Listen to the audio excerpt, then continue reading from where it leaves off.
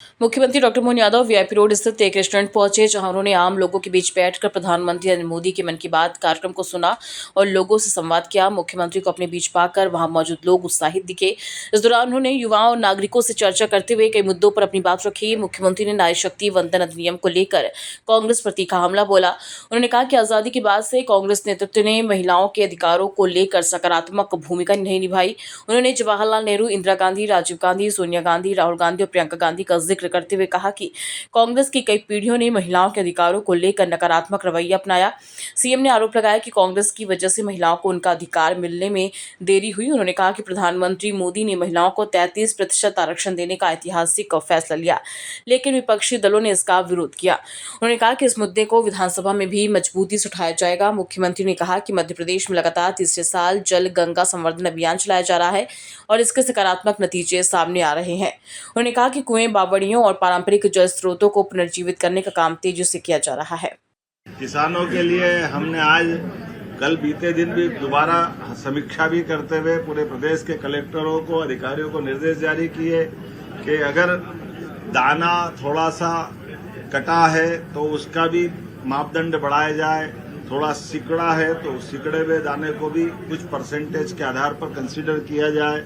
उसी के साथ साथ जो लगभग अभी 1200 टन प्रतिदिन खरीदारी है उसको डबल कर दी जाए और अब हमारे सभी स्लॉट में सभी प्रकार के किसान भाइयों का, छोटे हो बड़े हो, किसी भी कोई भी श्रेणी को, सबको अपने खरीदी केंद्र पर जाकर के गेहूं बेचने की प्राथमिकता हमारे उपार्जन केंद्रों पर मिल रही है।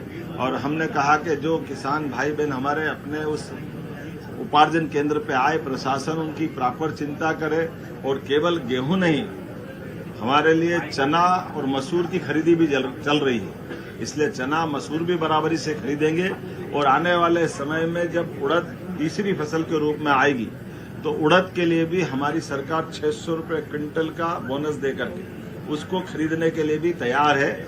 आइए हम सब मिलकर किसान कल्याण वर्ष में ये सारी किसान हितैषी घोषणा है जिनके आधार पर नीचे जमीन पे हम अपने किसानों को सिंचाई का रकबा भी बढ़ा रहे हैं, बिजली की सुविधा के साथ आगामी सीजन में दिन में बिजली मिले इस दिशा में प्रयास कर रहे हैं। कृषि आधारित फसलों के लिए भी प्रसंस्करण इकाइयों का, साथ में मंडी के उन्नयनकरण का, ऐसे कई सेक्टर में हम काम कर रहे हैं। मैं एक बार फिर आपके माध्यम से सरकार की प्रतिबद्धता बताता हूं और मैं बड़े दुख के साथ भी कहना पड़ रहा हूं, कांग्रेस के अध्यक्ष कहते हैं कि 2700 रुपया क्विंटल गेहूं नहीं दे करके 2625 रुपया दे करके बीज का पैसा आप नहीं दे के चोरी कर रहे हैं। अरे कांग्रेसियों, तुमने तो डाके डाले। 55 साल तक जिस गेहूं का भाव 1956 में 100 रुपये क्विंटल के आसपास था, जब आपकी सरकार रही तब आपने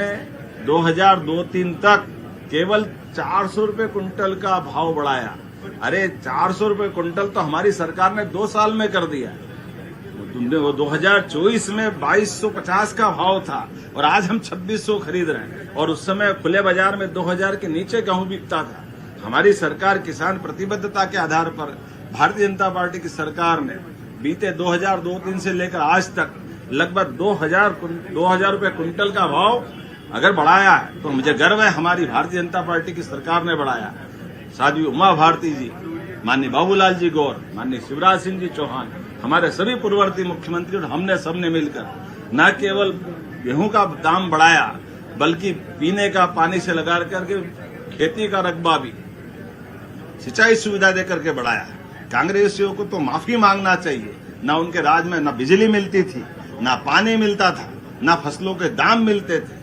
मैं एक बार फिर कांग्रेस से कहना चाहूंगा कि कुछ बोलने के पहले अपने अतीत के काले पन्ने को देख ले और जनता से माफी मांगे। नारी सशक्तिकरण अधिनियम के खिलाफ कांग्रेस ने आजादी के बाद से आज तक जो नकारात्मक रवैया अपनाया है, उनकी नेहरू जी से लगाकर इंदिरा जी से लगाकर राजीव गांधी के बाद सोनिया गांधी के बाद राहुल गांधी और उनकी बहन प्रियंका गांधी, मैं बड़े दुख के साथ कहना पड़ूंगा कि 5 पीढ़ी में कांग्रेस ने लगातार बहनों के साथ जो अन्याय किया है वो देश कभी नहीं भूलेगा और इसी क्रम में यशस्वी प्रधानमंत्री श्रीमान नरेंद्र मोदी जी ने 33% आरक्षण देकर के पूरे देश के सामने देश की आधी आबादी को हक दिलाने का, अधिकार दिलाने का जो निर्णय किया था, लेकिन कांग्रेस के कुत्सित षड्यंत्रों के कारण से कांग्रेस और तथाकथित उनके सारे टीएमसी, समाजवादी पार्टी,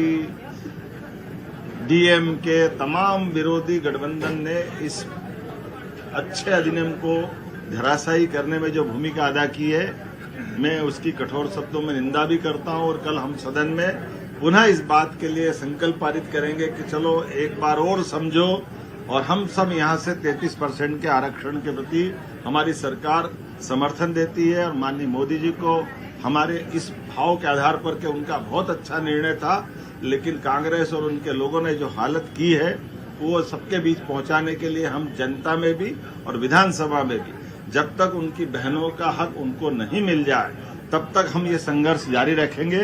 और हमारा आत्मबल मजबूत है।